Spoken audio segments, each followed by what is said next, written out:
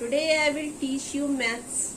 आज मैं आपको कोष्ठक प्रयोग के द्वारा प्रश्न हल करना सिखाऊंगी। तो कोष्ठकों के प्रयोग के लिए सबसे पहले हमें कोष्ठकों के बारे में जानकारी प्राप्त करनी होगी कि कितने प्रकार के कोष्ठक होते हैं। तो मैं आपको बता दूं कि आपको 4 प्रकार के कोष्ठकों के बारे में जानना है।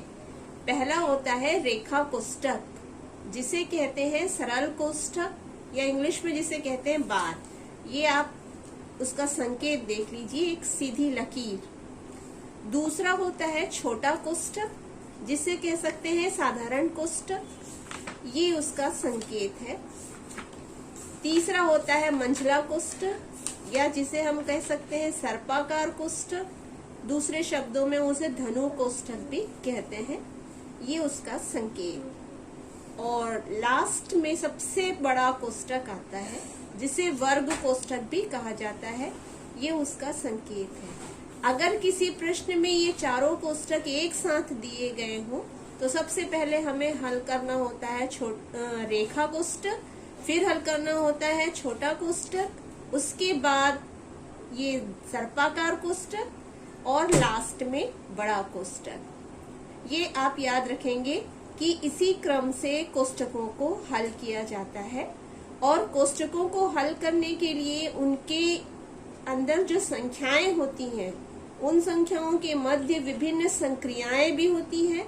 तो हमें ये भी याद रखना जरूरी है कि उन संक्रियाओं में सबसे पहले कौन सी संक्रिया हल की जाए। तो संक्रिया से आशय ये है जोड़ना, घटाना, गुणा या भाग। तो किसी प्रश्न में अगर 2 से अधिक संक्रियाएं दी हो तो आप ये याद रखें कि सबसे पहले आप ये रूल ध्यान में रखें, बॉडमास का रूल, जिसमें आपको सबसे पहले कोष्ठक हल करना होता है, फिर ओ मतलब का, ऑफ, डी से आशय है डिवीजन, डिवीजन यानी भाग, फिर एम, एम से मतलब है मल्टीप्लिकेशन, जिसका अर्थ होता है गुणा, और ए से आशय है एडिशन, मतलब योग यानी कि जोड़ना। सबसे लास्ट में एस, सब्ट्रैक्शन, जिसे कहते हैं घटाना। तो ये बॉडमास का नियम यदि आप याद रखते हैं और इनके अनुसार ही प्रश्नों को हल करते हैं तो आप आसानी से कोष्ठकों के प्रयोग वाले सवाल हल कर सकते हैं। सबसे पहले ब्रैकेट, फिर ऑफ, फिर डिवीजन, फिर मल्टीप्लिकेशन, फिर एडिशन और फिर सबसे लास्ट में सब्ट्रैक्शन। तो ये 2 चीजें आप याद रखें, बॉडमास का रूल और ये कोष्ठकों के प्रयोग का रूल। तो देखते हैं कि इन दोनों का प्रयोग हम प्रश्नों में किस प्रकार करेंगे। तो सबसे पहले मैं आपको एक ये प्रश्न हल करवा दूं, जिसमें संक्रियाएं भी हैं और विभिन्न कोष्ठकों के प्रयोग भी। ये आपकी प्रश्नावली 5.3 का प्रश्न क्रमांक 2 का ये सेकंड क्वेश्चन है।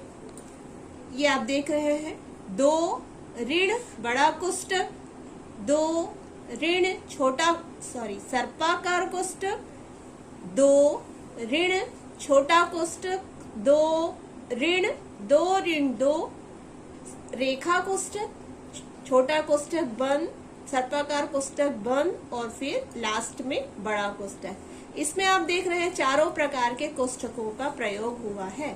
तो नियम अनुसार हमें सबसे पहले रेखा कोष्ठक हल करना होगा।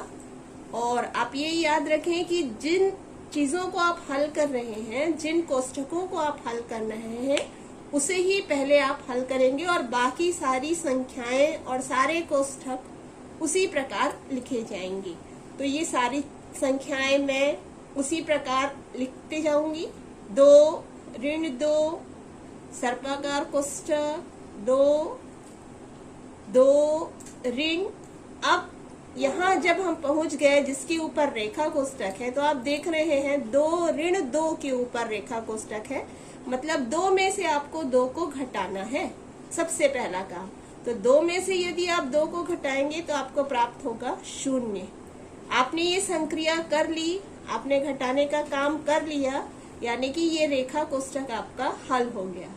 अब इस रेखा कोष्टक को लगाने की आवश्यकता नहीं है। अब आप डायरेक्ट छोटा कोष्टक लगा लेंगे, फिर उसके बाद लगाएंगे सर्पाकार कोष्टक और लास्ट में बड़ा कोष्टक। इस पहले स्टेप में आपने रेखा कोष्टक हल किया।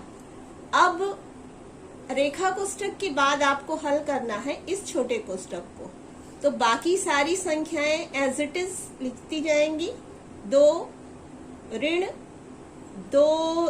ऋण सर्पाकार कोष्टक, 2 ऋण।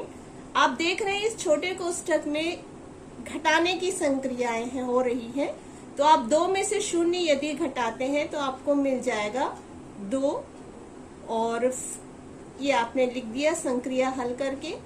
ये हो गया सर्पाकार कोष्टक और ये फिर बड़ा कोष्टक। पहले आपने कोष्टक के अंदर का हल किया, अब अगले स्टेप में आप कोष्टक को ओपन कर लेंगे, यानी कि कोष्टक को खोल देंगे।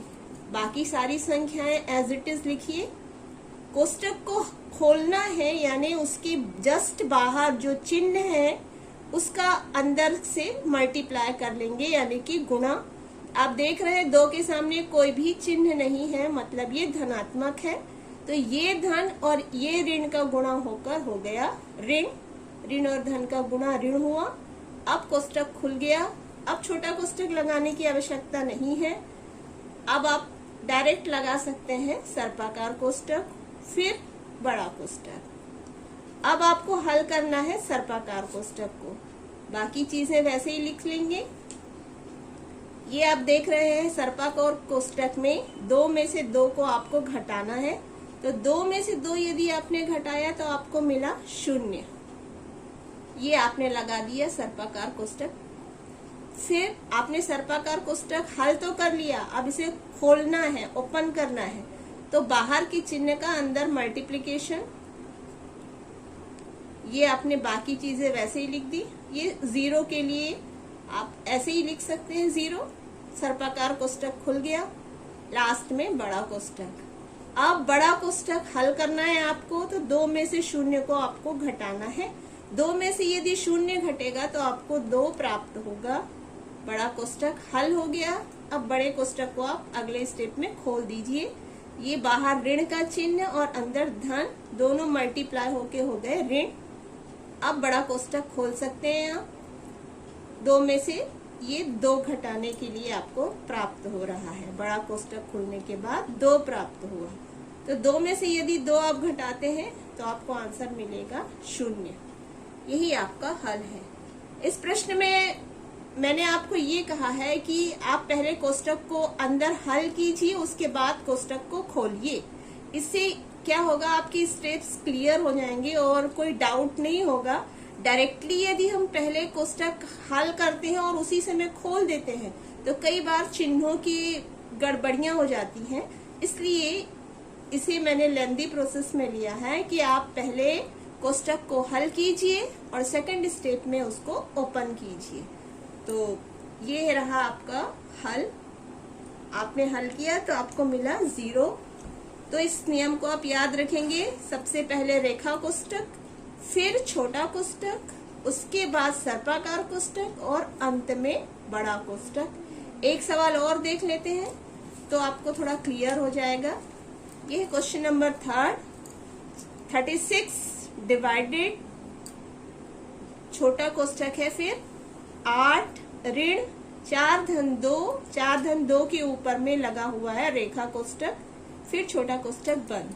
तो जैसा कि आप पहले ही जान चुके हैं, आप सबसे पहले हल करेंगे रेखा कोष्टक को। बाकी सारी चीजें आप वैसे ही लिख दीजिए। ये मैंने सारी चीजें लिख दी। 4 धन 2 के ऊपर रेखा कोष्टक है तो मुझे 4 में 2 को जोड़ना होगा, तो रेखा कोष्टक हल हो जाएगा। 4 में यदि मैं 2 जोड़ती हूँ तो मुझे प्राप्त होता है 6। अब जब मैंने हल कर लिया तो मुझे इस रेखा को लगाने की आवश्यकता नहीं है। अब मैं केवल छोटा कोष्टक लगाऊंगी।